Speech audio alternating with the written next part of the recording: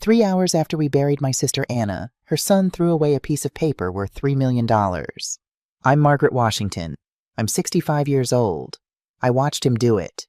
I didn't say a word. I just waited until he left. Then I reached into that trash can and pulled out the truth that would send him to prison. But let me back up. My name is Margaret Louise Washington. I was born in Oakland, California on August 3rd, 1960.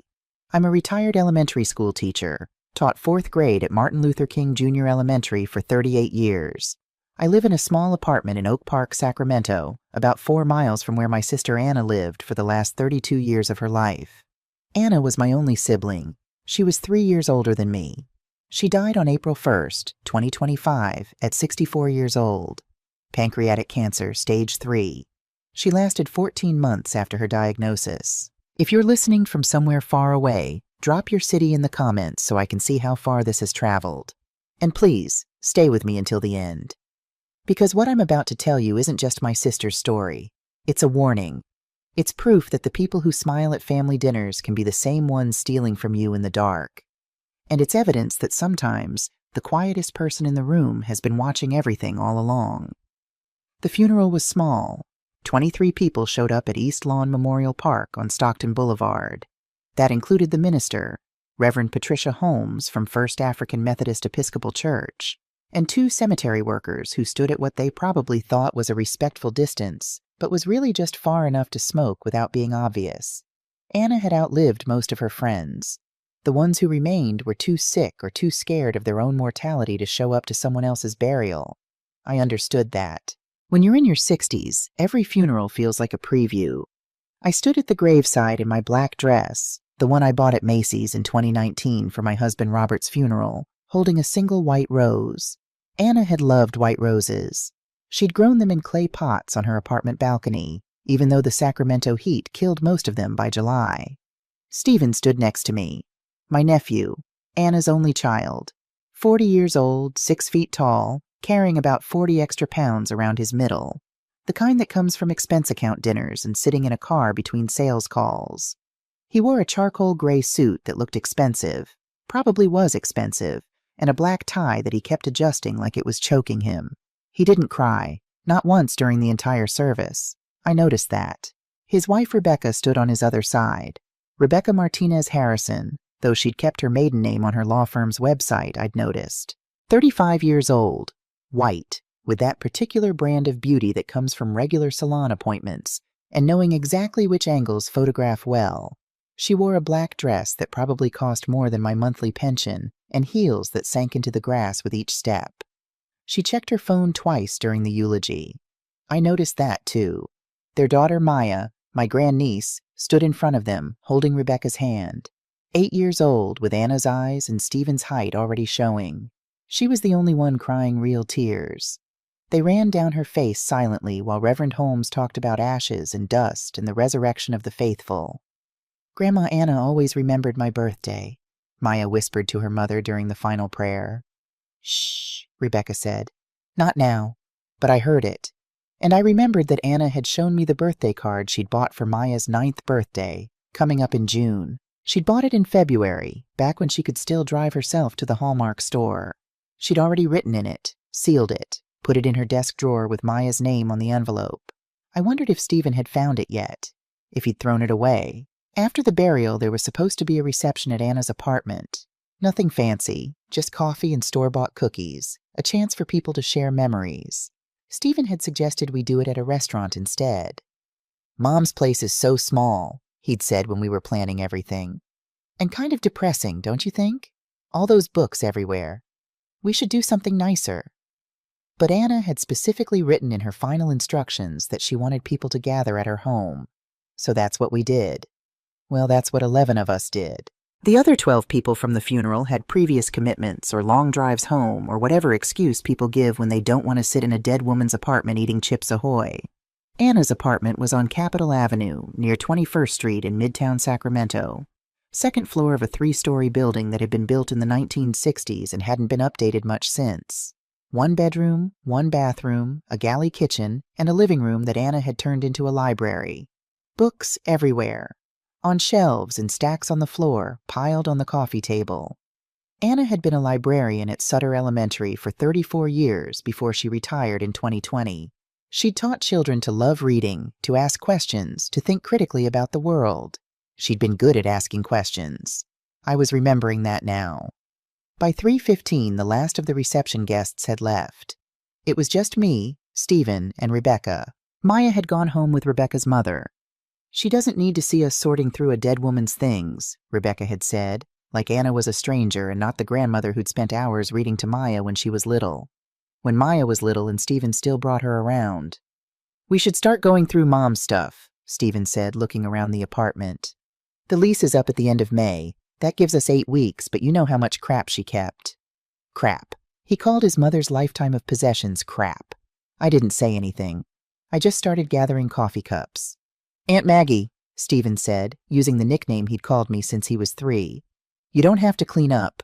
We're just going to make a mess again anyway. Let's focus on the important stuff." "What's important?" I asked. "Paperwork," Rebecca said, already moving toward Anna's desk. "Bank statements, property deeds, insurance policies, anything financial needs to be organized for probate." I watched her open the desk drawer, the big one on the bottom right. She pulled out a stack of papers without asking permission, without hesitation, like she'd done this before. Maybe she had. "Most of this looks like junk," Rebecca said, flipping through the stack quickly. Too quickly to actually be reading anything. "Old utility bills, credit card offers. Does anyone actually keep this stuff?" "Anna did," I said quietly. Stephen had moved to the closet and was pulling out boxes. "We need to figure out what's worth keeping and what we can donate. I'm thinking most of the furniture goes to Goodwill. The books, too, unless you want any, Aunt Maggie." Did I want any of my dead sister's books? Did I want the physical objects she'd touched every day, the stories she'd loved enough to keep? What kind of question was that? "I'll look through them," I said. "Okay, but don't take too long," Stephen said. "We can't turn this into a storage situation. Rebecca and I don't have room for—" He stopped mid-sentence. I looked up and saw him staring at something in his hand. A piece of paper. Cream-colored, heavier stock than regular printer paper. It had fallen out of the stack Rebecca was holding, slipped from between 2 old electric bills and fluttered toward the floor. Stephen had caught it before it landed. His reflexes were fast, faster than I'd seen them in years. His hand had shot out and grabbed it mid-air, and then I saw his face change. It only lasted 2 seconds, maybe 3, but I saw it. His eyes went wide. His jaw clenched. His hand closed around the paper so tightly I heard it crumple slightly. Then the expression was gone, replaced by something carefully blank. "What is it?" Rebecca asked, moving toward him. "Nothing," Stephen said. The word came out too fast. "Just an old bank statement. Expired. Let me just—" He was already walking toward the kitchen, toward the trash can. "Let me see it," I said. Stephen stopped, turned. His smile was practiced, easy. The smile of someone who'd spent 20 years in pharmaceutical sales, convincing doctors to prescribe medications they didn't need. "It's really nothing, Aunt Maggie. Just paperwork from like 10 years ago. The account's probably closed anyway. Mom kept everything. You know how she was." He was at the trash can now, the white plastic bin we kept next to the refrigerator. "We've got actual important stuff to deal with," he continued, talking faster now. "The lease on this place, her medical bills, the probate paperwork. This is just—" The paper hit the bottom of the bin.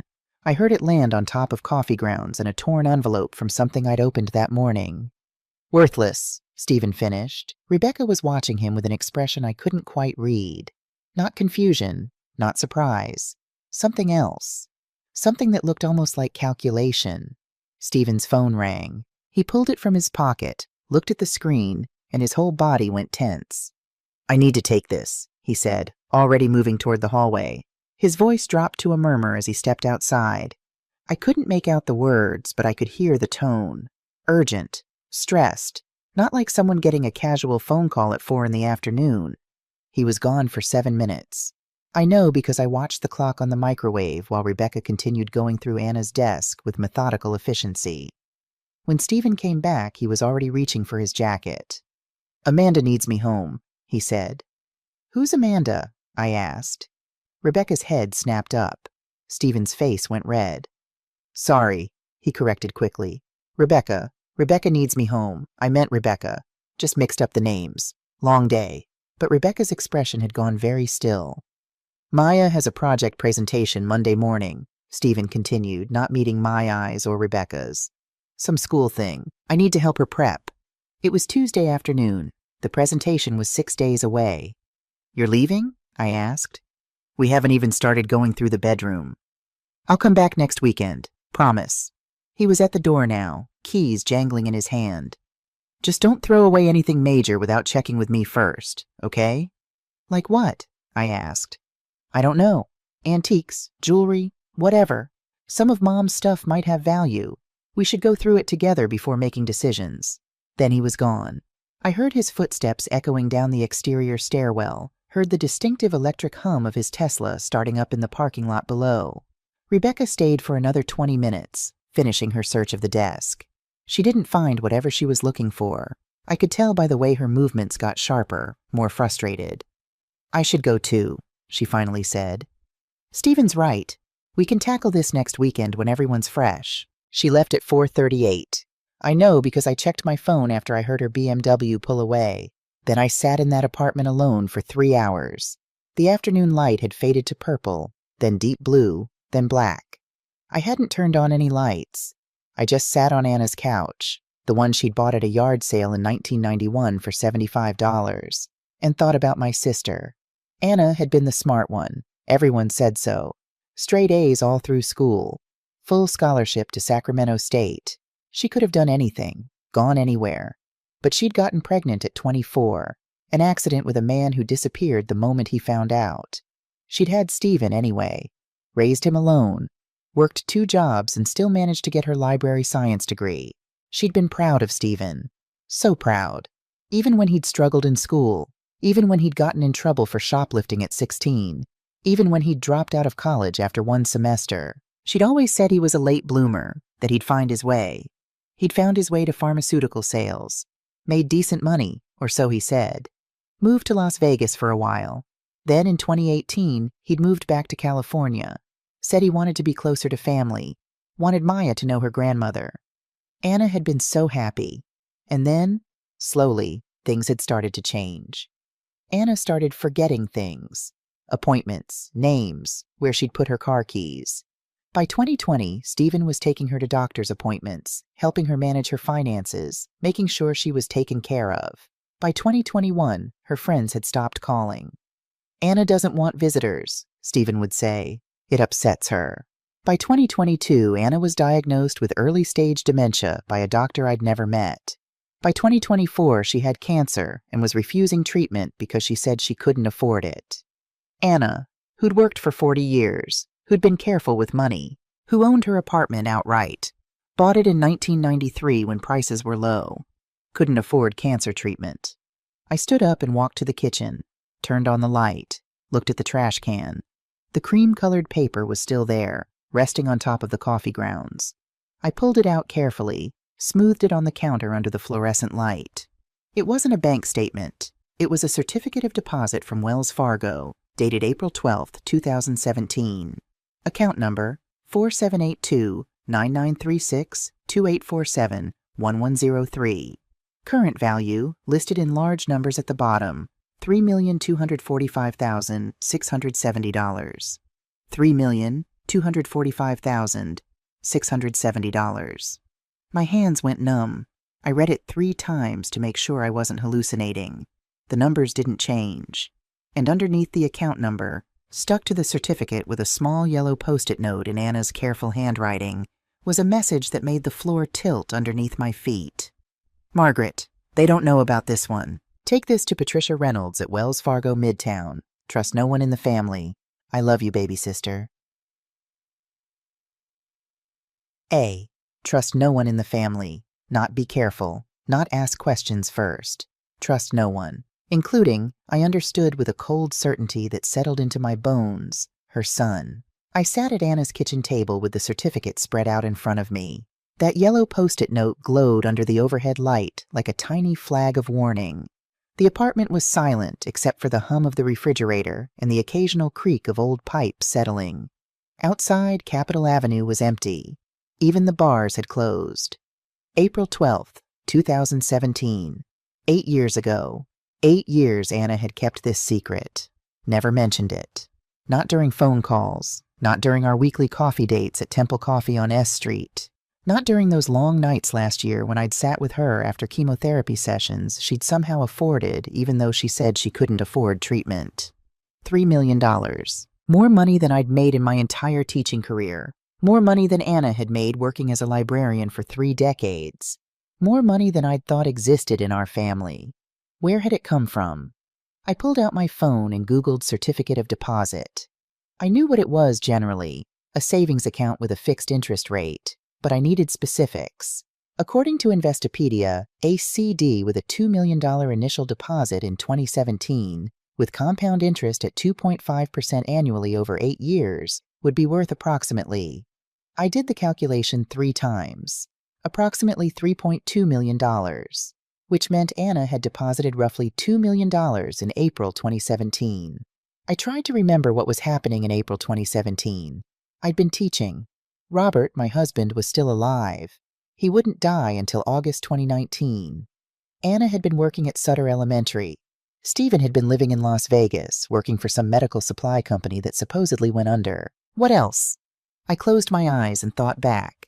Anna's mother, our mother, Dorothy Washington, had died in January 2016. She'd left Anna some money, maybe $20,000, and a duplex in Oak Park that had been rented out for decades. And there was something else. Some commercial property in Folsom that our mother had bought in the 1990s. A small building, nothing fancy. Anna had mentioned selling it, I thought. Said she didn't want to deal with being a landlord. But I'd never asked how much she'd sold it for. Never asked what she'd done with the money. Why would I? We were sisters who trusted each other. We didn't interrogate each other's financial decisions. Except now Anna was dead, and she'd left me a note that said, "Trust no one in the family." I looked at my phone. It was 11:47. Too late to call anyone. But I opened my notes app and started writing down everything I remembered. April 2017. Stephen living in Las Vegas. Stephen's company went under, he said. Stephen moved back to California in June 2017, 2 months after this CD was opened. Said he wanted to be closer to family. Rebecca was pregnant with Maya? No, Maya was born 2016. So Maya was 1 year old. Stephen said he wanted Maya to grow up near her grandmother, 2018. Stephen visited Anna regularly, took her to doctor appointments, helped with grocery shopping. Anna started forgetting things. 2019. Anna's dementia getting worse, supposedly. Robert died, August. Stephen still visiting regularly, 2020. Anna diagnosed with early-stage dementia, COVID lockdown, March. I couldn't visit Anna as much because of restrictions. Stephen said he'd take care of her, 2021. Anna's friends stopped calling Anna doesn't want visitors. I tried to visit more, but Rebecca always had excuses 2022 to 2023. Anna more confused. But when I visited alone, she seemed fine? Sharp, actually. Remembered everything. Until Stephen showed up, then she'd act confused again, January 2024. Cancer diagnosis. Anna refused treatment, said she couldn't afford it. Died April 2025.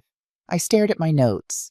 Anna had opened this CD 2 months before Stephen moved back to California. Anna had started forgetting things 1 year after Stephen moved back. Anna had been diagnosed with dementia that same year Stephen started helping with her finances. Anna had refused cancer treatment she supposedly couldn't afford while sitting on $3 million. And today, 3 hours after her funeral, Stephen had found this certificate, recognized what it was, and thrown it in the trash while telling me it was worthless. My sister's voice echoed in my head. Trust no one in the family. I picked up the certificate carefully and looked at it again. Wells Fargo, Midtown Branch. Account opened April 12, 2017. Patricia Reynolds listed as the account manager. Instructions. Take this to Patricia Reynolds. I looked at the clock. Midnight. Wells Fargo would open at 9 tomorrow morning. I stood up, walked to Anna's bookshelf, the one organized by color, blue spines bleeding into green, bleeding into yellow, and pulled down a worn copy of Moby Dick. The same copy she'd had since 1976, pages yellowed, binding cracked. I opened it to the middle, where the pages were thickest, and carefully slid the certificate between pages 400 and 401. Right in the middle of Ahab's final confrontation with the whale. A story about obsession. About a man who destroyed himself chasing something he couldn't let go. I put the book back on the shelf. Stepped back. It looked completely ordinary. Just another old novel in a collection of old novels. Stephen wouldn't look there. Why would he? Stephen had never been much of a reader. I was about to turn off the kitchen light when I heard it. Footsteps on the exterior stairwell. Heavy, deliberate. Coming up to the second floor. I glanced at the clock. 12:17 a.m. The footsteps stopped outside the door. My heart hammered in my chest. I stood frozen in the kitchen, hand still on the light switch. A knock. 3 sharp raps. "Aunt Maggie, you still in there?" Stephen's voice. He'd come back. Wednesday, April 2nd. I stood in Anna's kitchen, hand still on the light switch, listening to Stephen knock again. "Aunt Maggie, I saw the light on. Just want to make sure you're okay." My mind raced. The certificate was hidden in Moby Dick. The trash can was empty. I'd already taken the bag out to the dumpster. There was no evidence that I'd found anything. But Stephen had come back at midnight. Why? I walked to the door slowly, buying time to compose my face.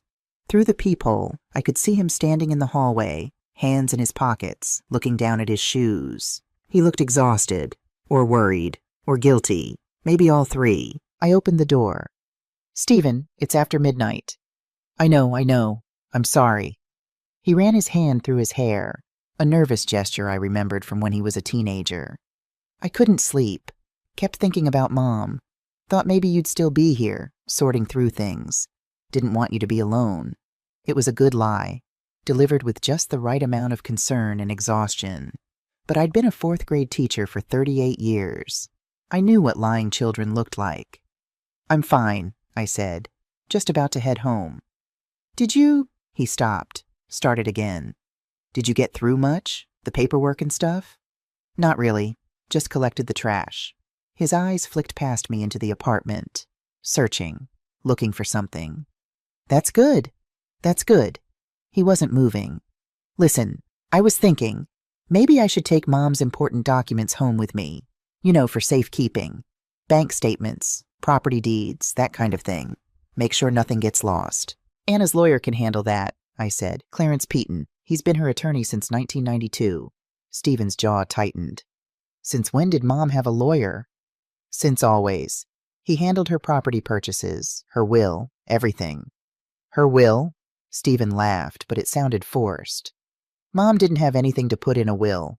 This apartment is a rental. She had maybe $10,000 in savings, some old furniture. It's not like there's an estate to manage."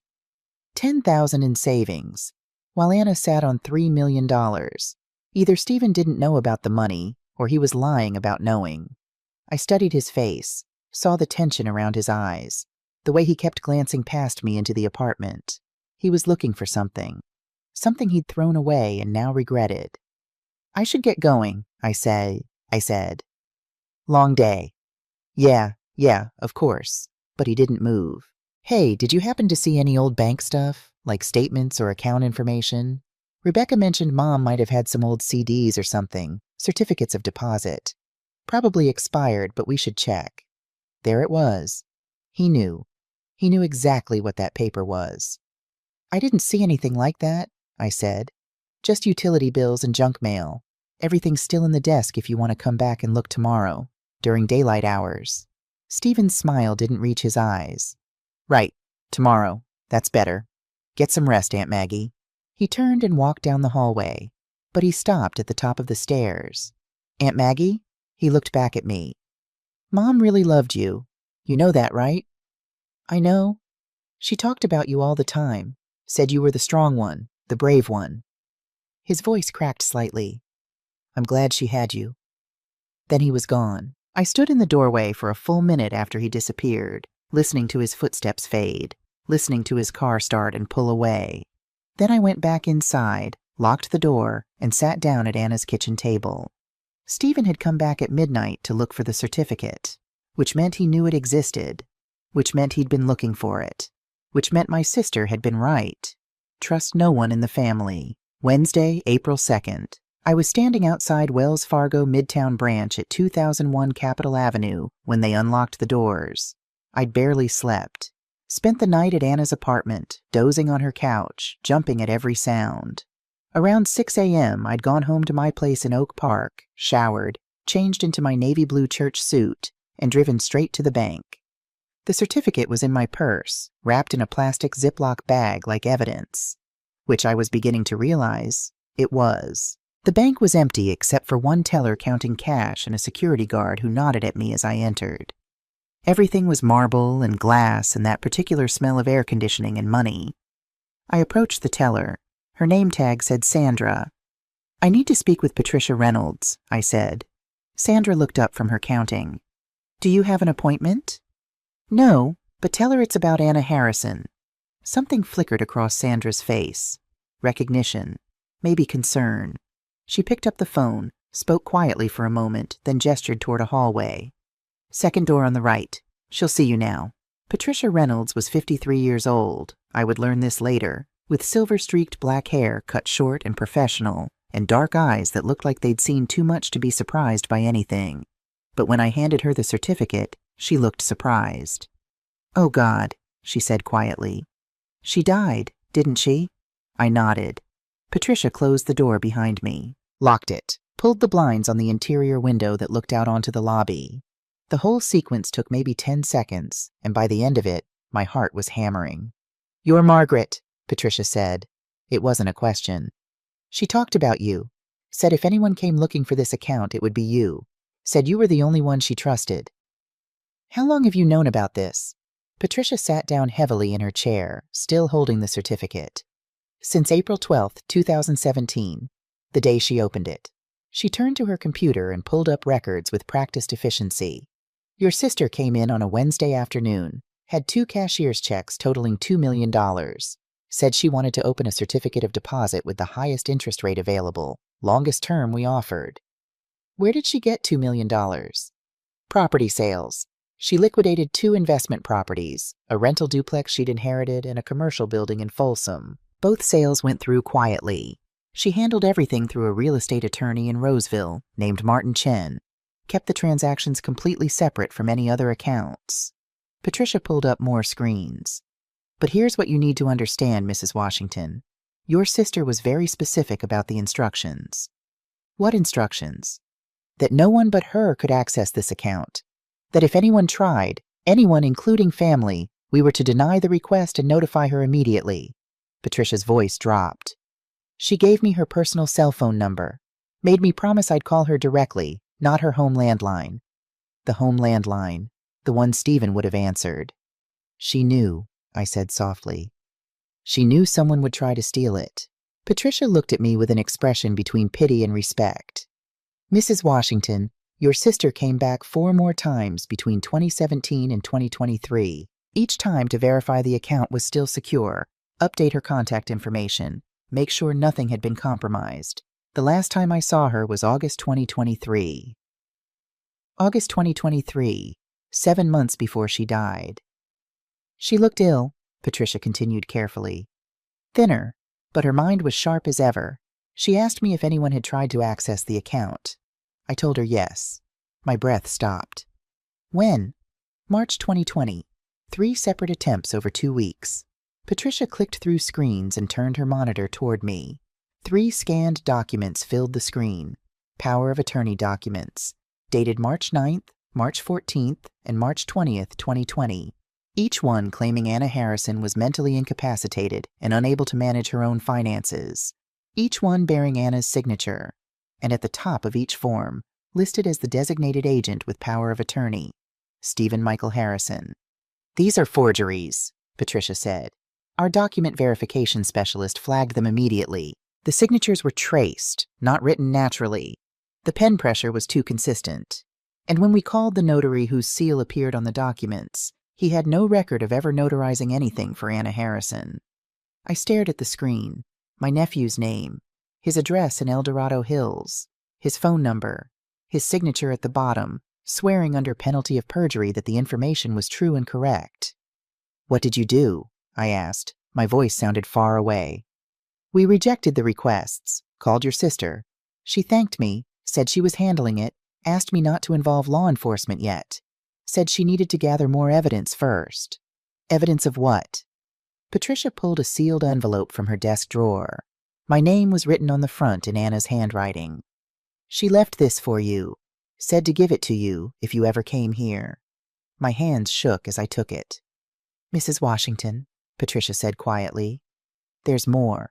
Those 4 accounts I mentioned, the ones your sister came to check on, she had 4 joint accounts with your nephew listed as co-signer, added him in 2016. She pulled up new spreadsheets, rows and rows of data highlighted in red.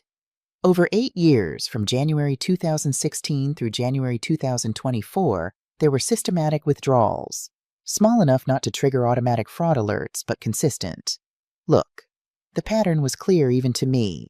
January 2016, minus $15,000, April 2016, minus $22,000, July 2016, minus $18,000, October 2016, minus $28,000, January 2017, minus $20,000, on and on and on, every 2 to 3 months, for 8 years. The total comes to $1,850,000, Patricia said. Every single withdrawal was made by your nephew. ATM cash advances, transfers to external accounts, checks made out to cash. I couldn't breathe. The withdrawals stopped in January 2024, Patricia continued. Do you know why? I shook my head. Because the accounts were empty. He drained them completely. She showed me the final balance lines. $0, $0, $0, $0. Your sister documented everything, Patricia said. Every statement, every withdrawal. She told me she was building a case. And Mrs. Washington, I think you need to call the police. I sat in my car in the Wells Fargo parking lot and opened Anna's envelope with trembling hands. Inside was a USB flash drive labeled, "For Detective Sarah Williams only," and a handwritten letter on Anna's stationery, the kind with little books printed at the top. My dearest Maggie, if you're reading this, I'm gone and you found the certificate like I knew you would. You always were the brave one. The flash drive has everything. 8 years of evidence. I've already contacted Detective Sarah Williams, Sacramento Financial Crimes Division. She's waiting for your call. Her direct number is 9168-085471. Don't blame yourself for not seeing it sooner. I made sure no one could see. That was the point. Stephen tried to steal from me 3 times in March 2020. Forged power of attorney documents claiming I was too mentally incapacitated to manage my own money. The bank rejected them, called me, and I started documenting everything more carefully. But the truth is, I'd been documenting since 2017, since I realized what he was doing. I opened the CD 2 months before he moved back to California. I already suspected he was stealing from the joint accounts. Moving back to help me just made it easier for him. I'm sorry I couldn't tell you while I was alive. Stephen would have destroyed the evidence if he knew I was aware. Some truths are worth dying to protect. The cancer treatment would have cost the CED. If I'd drained the account, Stephen would have gotten away with everything. The money isn't mine anymore, Maggie. It's evidence. It's justice. Take care of Maya. She deserves better than what her parents are about to give her. Call Detective Williams. Finish what I started. All my love, Anna. I sat in that parking lot for 20 minutes, reading the letter over and over until I'd memorized every word. Then I pulled out my phone and dialed 9168-085471. A woman answered on the second ring. Financial Crimes, Detective Williams. My name is Margaret Washington, I said. My sister was Anna Harrison. She told me to call you. There was a pause, then, Mrs. Washington, I've been waiting for your call since April 1st. Detective Sarah Williams was 45 years old, black, with close-cropped natural hair and eyes that missed nothing. Her office was small, cluttered with case files, and smelled like coffee that had been sitting too long. She had 3 boxes on her desk labeled Harrison Case. Your sister came to my office on August 15th, 2023, Williams said without preamble. Walked in without an appointment, sat down and said, I'm being robbed by my son and I'm dying of cancer. I need you to wait until I'm dead to do anything about it. I felt like I'd been punched in the stomach. Williams pulled a thick accordion folder from the first box. She gave me 8 years of bank statements, copies of the forged power of attorney documents, a timeline of every theft, every lie, every manipulation. She'd been collecting evidence since November 2017. Why didn't she just turn him in then? I asked. Why wait 8 years? Why let him keep stealing? She told me people believe sons over mothers, especially when the mother is old and sick. Said Stephen would claim she'd given him permission, would say she was confused because of dementia. She needed ironclad proof, so she spent years building a case that couldn't be denied. Williams pulled out a document, a formal complaint, typed and notarized with Anna's signature at the bottom. She filed this with my division last August, but she included specific instructions. Do not act until after my death. Do not contact my husband. Williams paused. Sorry, I know he passed before Anna. She meant don't contact you until you discover the certificate of deposit. Wait for you to bring it to Patricia Reynolds at the bank. Only then open the investigation. She predicted all of this, I said slowly. Every step. Your sister was the most thorough victim I've ever encountered, Williams said with something like admiration. And I've been doing this for 20 years. She opened the second box and pulled out more files. We've been monitoring your nephew's accounts since April 1st, the day after your sister died, and we've already found activity that concerns us. She handed me a printout.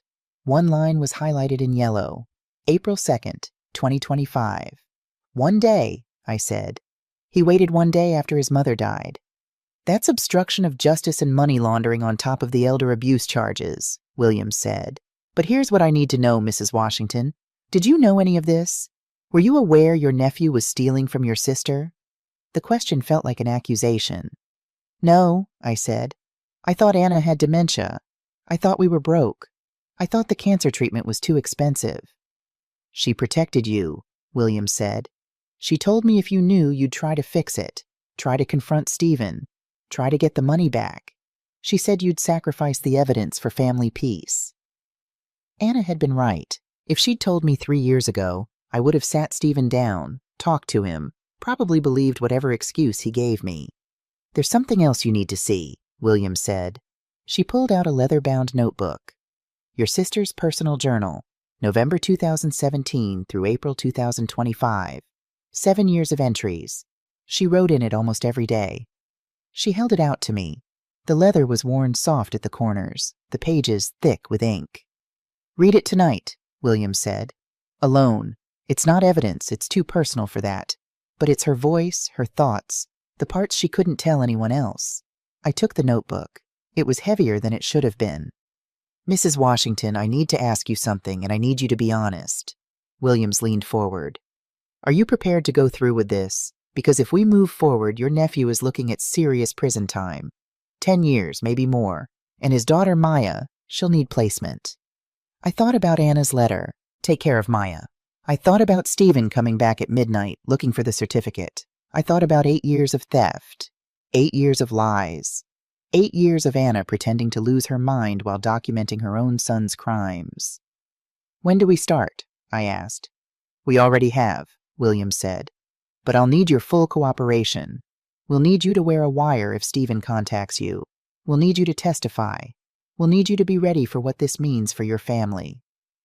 I don't have much family left, I said. Just Maya, and she deserves to know the truth about what her father did to her grandmother. Williams nodded slowly. Then let's get started. But first, go home. Read your sister's journal. Understand what she sacrificed. Because once we do this, there's no going back. I sat at my kitchen table with Anna's journal in front of me and a cup of tea I didn't drink. The apartment was quiet except for the hum of the refrigerator and the sound of my neighbor's television through the wall. I opened the leather cover. The first entry was dated November 12th, 2017. Charles thinks I'm losing my mind. I heard him on the phone with Dr. Cooper today, asking about memory clinics.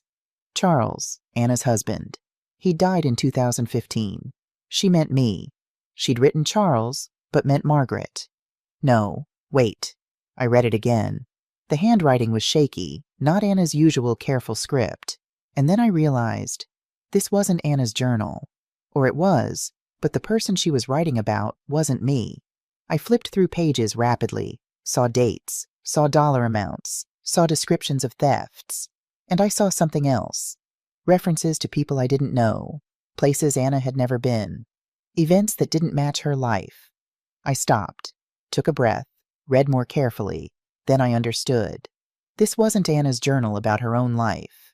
This was Anna's journal documenting someone else's case, someone else's story of theft and abuse and family betrayal.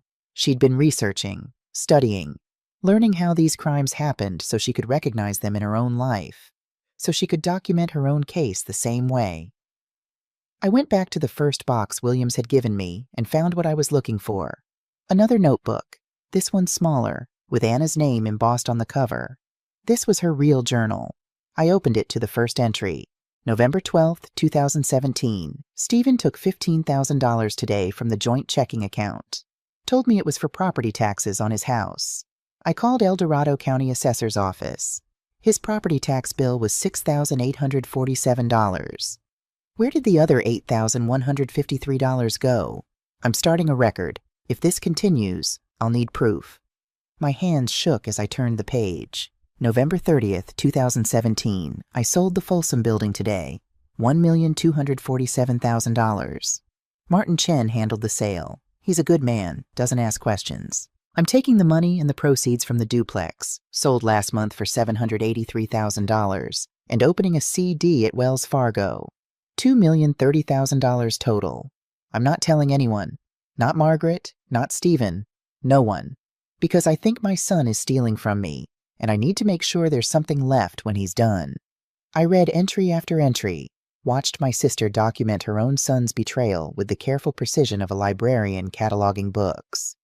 March 3rd, 2018. Rebecca showed me hospital bills for Maya's emergency appendectomy. $30,000.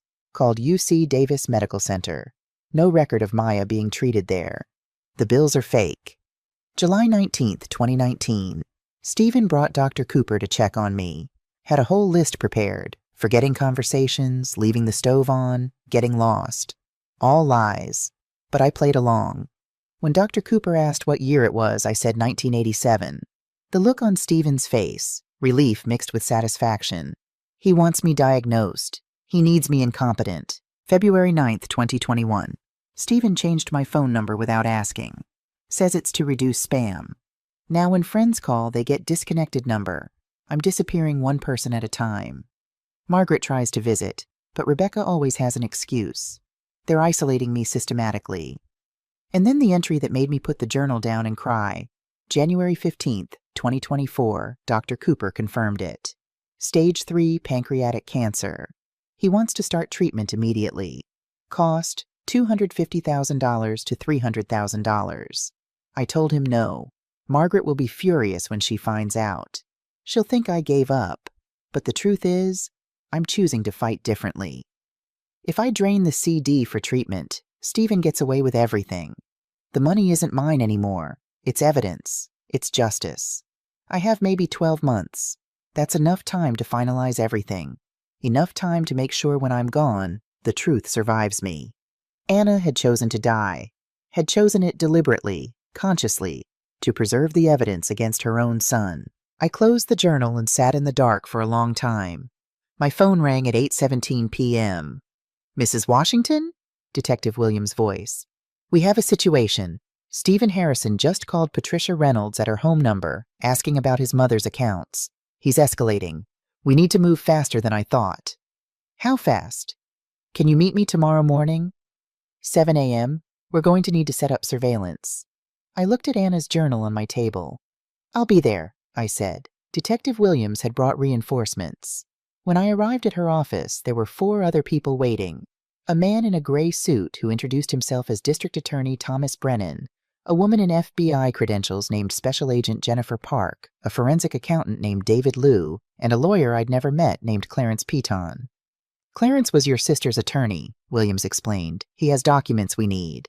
Clarence Piton was 73 years old with white hair and kind eyes. He stood and took both my hands in his. Margaret, Anna spoke of you often, said you were the strongest person she knew. His voice cracked slightly. I'm so sorry for your loss, and I'm sorry for what you're about to learn. We sat around Williams' conference table. Someone had brought coffee and bagels that no one touched. Let's start with what we know. D.A. Brennan said, opening a file folder. Stephen Harrison, age 40, pharmaceutical sales representative, currently with Meridian Medical Solutions, salary approximately $95,000 annually, lives at 2847 Bridle Path Lane, El Dorado Hills.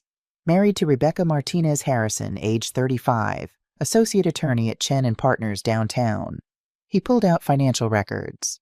Their house was purchased in 2018 for $680,000. Current mortgage balance, $512,000.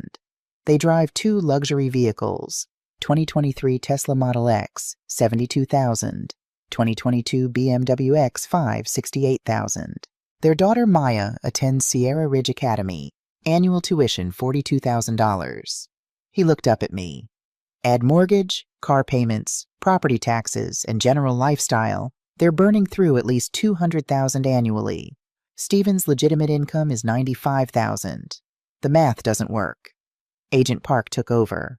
In September 2018, 6 months after they bought the house, Stephen registered an LLC in Delaware called Heritage Consulting Group.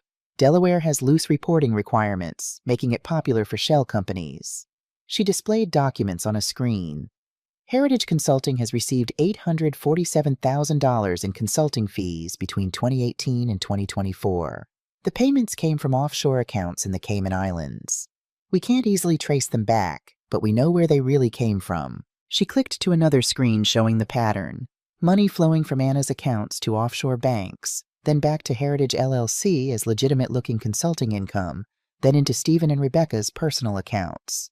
Textbook money laundering, Brennan said. But here's what you need to understand, Agent Park continued. Rebecca Martinez Harrison isn't just complicit, she's the architect. She's listed as Heritage LLC's CFO. She signed the incorporation documents. She structured the entire operation. David Liu, the forensic accountant, spoke for the first time. I've traced Rebecca's history. Her father, Jonathan Martinez, owned a commercial real estate company in Orange County. It went bankrupt in 2015 amid fraud allegations. He's currently under federal investigation. Rebecca learned from her father, Williams added. And we found something else.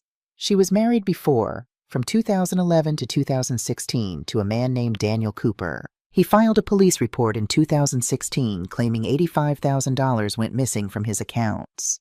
The case was dropped when Rebecca disappeared and the divorce was finalized. I felt sick. She hunted Stephen. She found him and used him. We believe so, Agent Park said. They met at a pharmaceutical conference in Las Vegas in 2017, married in 2018. 3 months later, Heritage LLC was registered. Clarence Peaton finally spoke. He pulled out a sealed box labeled Harrison Case to be opened after death. Anna came to me 6 times between 2017 and 2024, he said quietly. Each time she added more evidence. Bank statements, text messages, recorded phone calls. And in March 2024, 10 days before she died, she recorded a video testimony. It's notarized and sworn. She wanted to make sure her voice would be heard, even after she was gone. He placed a USB drive on the table. This is 37 minutes of your sister explaining everything. Every theft, every manipulation, every moment she pretended to be confused while building her case. When can we arrest them? I asked. Brennan and Williams exchanged glances. We need to move carefully, Brennan said. Wire fraud, money laundering, elder abuse, these are serious charges. We need everything airtight. How long? 72 hours, Williams said. We're executing arrest warrants on Sunday morning, April 6th, 6:45 a.m. 3 more days of Stephen and Rebecca walking around free. 3 more days of them thinking they'd gotten away with it. There's one more thing, Williams said gently. Maya, when we arrest her parents, Child Protective Services will be called. She'll need immediate placement. You're her closest relative besides her parents. Are you willing to take her? I thought about Anna's letter. Take care of Maya. She deserves better than what her parents are about to give her. Yes, I said. I'll take her. Sunday, April 6th. I was sitting at my kitchen table when Williams called. We're in position, she said. 2 units at the El Dorado Hills residence, 1 unit at Rebecca's law office. This is happening. My phone was on speaker. I could hear background noise, radio chatter, car doors, someone giving quiet instructions. "Stephen just answered the door," Williams said, her voice dropping. "He's in pajamas, barefoot. Margaret, do you want me to stay on the line?" Yes, I heard Williams identify herself, heard her say the words that would change everything. "Stephen Michael Harrison, you're under arrest for elder financial abuse, forgery, money laundering, and conspiracy to commit fraud. Turn around and put your hands behind your back." Then Stephen's voice, confused and rising in panic. "What? What are you talking about? There's been a mistake." "No mistake, Mr. Harrison.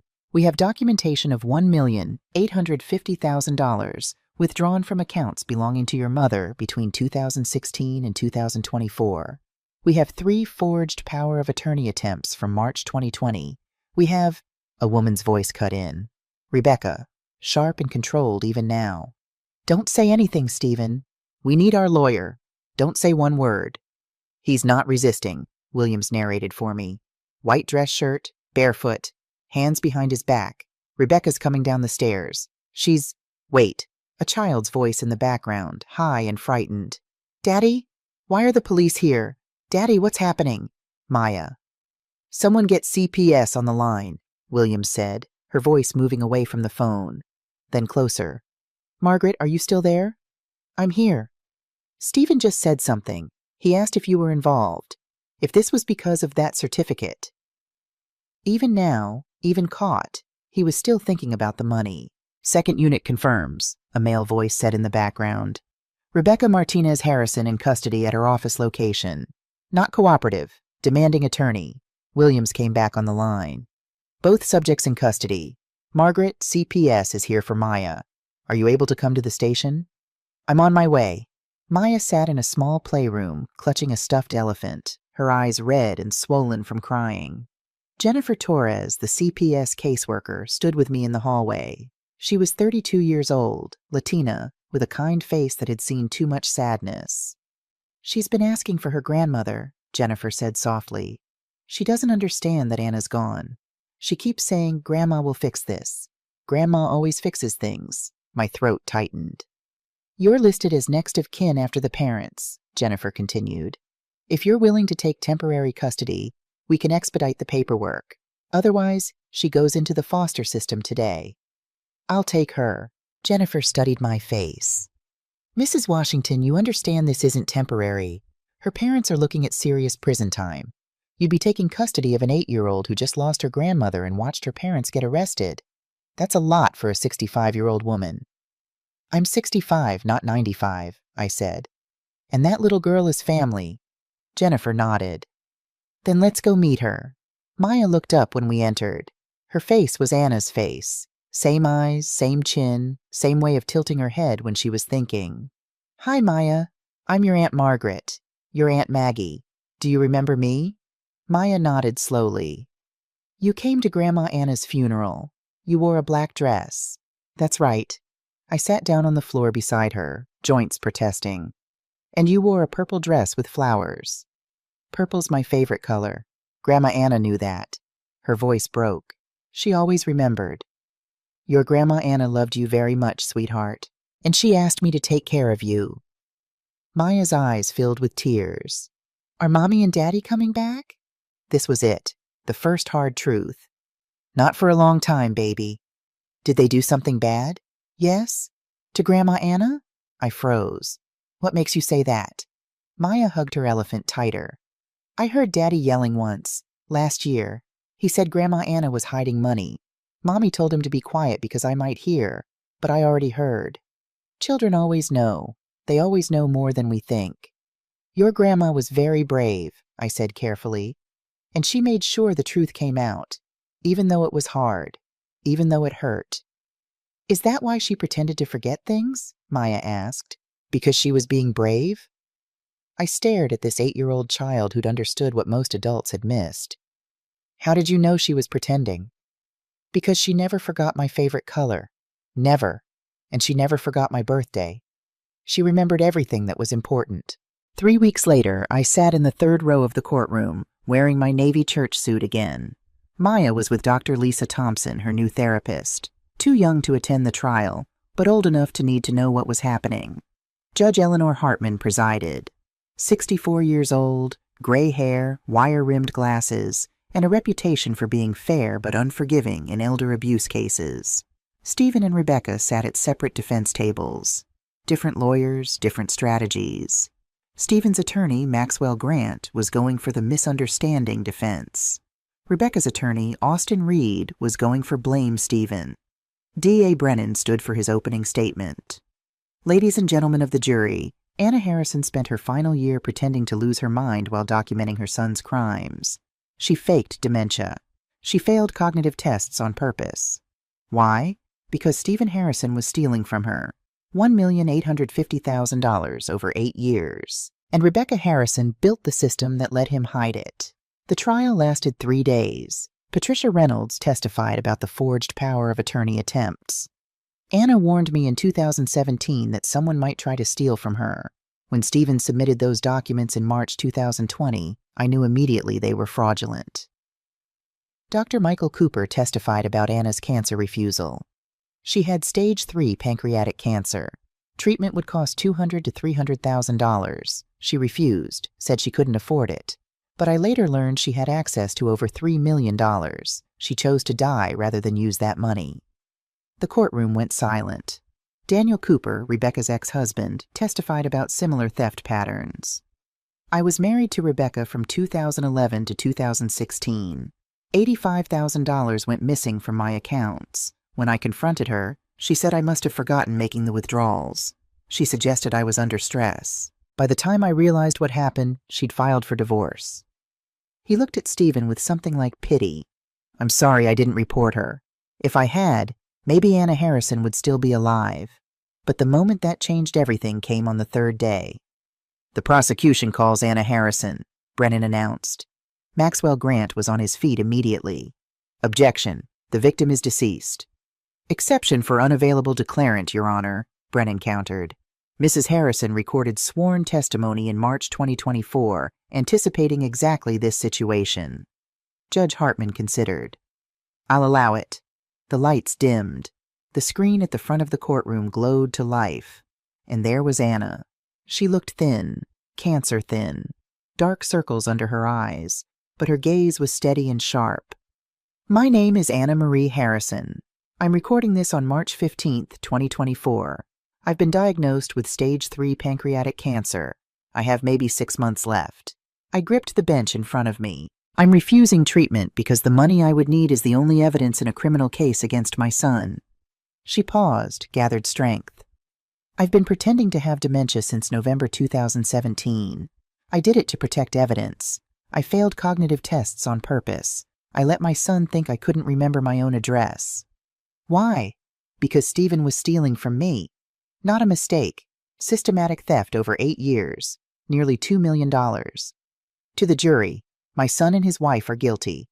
They stole $1,850,000. They isolated me. They forged documents. This isn't a misunderstanding. It's a crime. Her voice cracked. To Stephen, she looked directly at the camera as if she could see him. I loved you, baby. You were my miracle child. I raised you alone, worked 2 jobs to put you through college. I would have helped you if you'd asked, but you chose to steal from me while I was dying. I can't forgive that. Tears ran down her face. To Margaret, I'm sorry I didn't tell you. Use the money to help others. Take care of Maya. Tell her Grandma wasn't confused. Grandma was watching, and Grandma loves her more than all the stars. The screen went dark. The courtroom was completely silent. Stephen had his head in his hands, shoulders shaking. Rebecca sat stone-faced, already calculating her appeal. 3 hours later, the jury was out for 3 hours and 17 minutes. When they returned, the forewoman stood. On count 1, elder financial abuse, guilty. On count 2, forgery, guilty. On count 3, conspiracy to commit wire fraud, guilty. All 13 counts, guilty. Sentencing came 1 week later. Stephen Michael Harrison, you are sentenced to 12 years in federal prison, 5 years supervised release. Restitution of $1,850,000, jointly and severally with your co-defendant. Rebecca Martinez Harrison, you are sentenced to 10 years in federal prison, 3 years supervised release. Same restitution applies. As the marshals led them away, Stephen looked back at me. Aunt Maggie, I'm sorry. Tell Maya I'm sorry.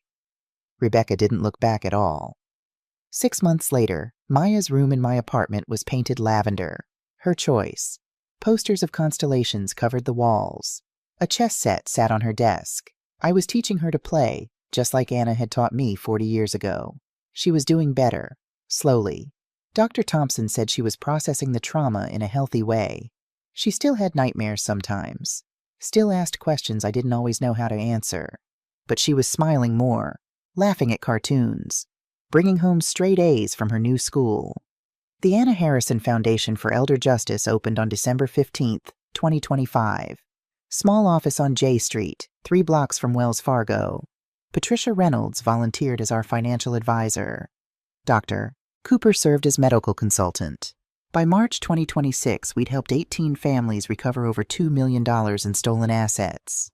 One evening in late November, Maya looked up from her homework. Aunt Maggie, was Grandma Anna really brave? The bravest person I ever knew. Braver than you? I smiled. Much braver. Maya and I visited Anna's grave on the anniversary of what would have been her 65th birthday. The headstone was simple granite with her name, dates, and a single line. The truth is patient. It waits longer than any lie. Maya had chosen those words, found them underlined 3 times in Anna's journal. She placed a white chess queen on top of the stone, our ritual now. Hi, Grandma Anna. I beat Aunt Maggie at chess today. She says you'd be proud. The wind rustled through the oak trees. The foundation helped another family this week, a lady whose son stole from her, just like you. Aunt Maggie says we're making a difference. She traced her finger over the engraved letters. I miss you, but I understand now why you did it. You were protecting people. You were protecting me. I knelt beside her and put my arm around her shoulders. We sat there for a while, 2 figures against the headstone, oak tree overhead, late afternoon light turning everything gold. I'm Margaret Louise Washington. I'm 65 years old. I learned something important this year. At 65, I learned that the people who hurt us most are often the ones we trusted most. That family doesn't guarantee loyalty, that blood doesn't equal love. But I also learned that justice can be quiet, that truth can wait, that sometimes the greatest victory isn't revenge. It's protecting the people who come after. Anna spent 8 years building a case against her own son. 8 years of pretending, documenting, suffering in silence. She died protecting evidence that would save others from the same fate. The foundation has her name. Maya has her eyes. And I have her courage. The courage to finish what she started. $3 million. That's what the certificate was worth. But what my sister gave me, gave all of us, was worth so much more. She gave us proof that the truth always survives, that patience is more powerful than rage, that an old woman who everyone underestimates might be the strongest person in the room. I still have that cream-colored paper, framed now, hanging in the foundation office. Not because of the numbers on it, but because of the yellow Post-it note still attached. Trust no one in the family. I love you, baby sister. Anna was right to be cautious, right to wait, right to document everything. But she was wrong about one thing. She thought she was fighting alone. She wasn't. She had me. She always had me. And now she has 18 families who sleep better at night because her evidence helped them. She has Maya, growing up knowing her grandmother was a warrior. She has every person who hears this story and checks on their elderly parents, asks uncomfortable questions, refuses to ignore the warning signs. On quiet Sunday mornings, I sit on my porch with coffee and watch Maya practice chess moves at the kitchen table. Sometimes I imagine Anna sitting beside me, shaking her head at how her little sister ended up raising her granddaughter at 65. But mostly I imagine her smiling, because the truth came out, justice was served, and the people she loved are safe. That's all she ever wanted. If you're listening to this story, I have one request. Check on your elderly parents. Look at their bank statements. Ask questions. Don't assume family members have good intentions just because they're family. Elder financial abuse affects 1 in 10 Americans over 60. My sister fought back. She won. But she shouldn't have had to die to do it. Learn from her courage. Honor her sacrifice. Protect the vulnerable people in your life. That's the real value of that certificate. Not $3 million, the truth that survived it. My name is Margaret Washington. I'm 65 years old, and I'm just getting started.